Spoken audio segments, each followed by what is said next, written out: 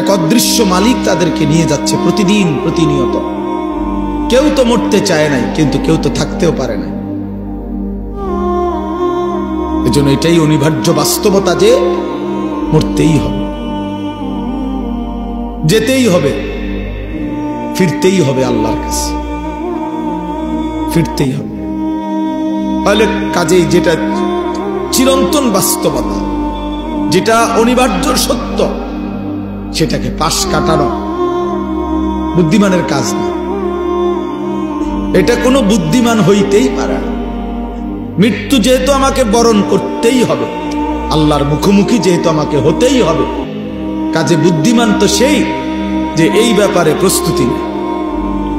কারণ আমি তো এটা এমন কোনো বেলা আমি নেতা দৈরা এই দল কিংবা ওই দল কিংবা কোন রকম কোন ছল ছাতুরি করে যেহেতু আমি কবর থেকে, মৃত্যু থেকে নিজেকে আড়াল করতে পারবো না, কোনো সিস্টেমে নাই, ন্যূনতম কোনো সম্ভাবনাও নাই, তাহলে অতএব কবরের জন্য প্রস্তুতি নেওয়া, আখিরাতের জন্য প্রস্তুতি নেওয়া, এটাই বুদ্ধিমানের কথা।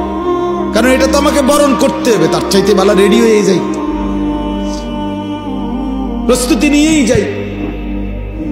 মরতেই হবে যখন, যেতেই হবে যখন। আমার বাপ যদি এই কথাটা আমি বুঝি আমার লাভ, আপনি বুঝলে আপনার লাভ। জওয়ান ছেলে তুমি বুঝলে তোমার লাভ।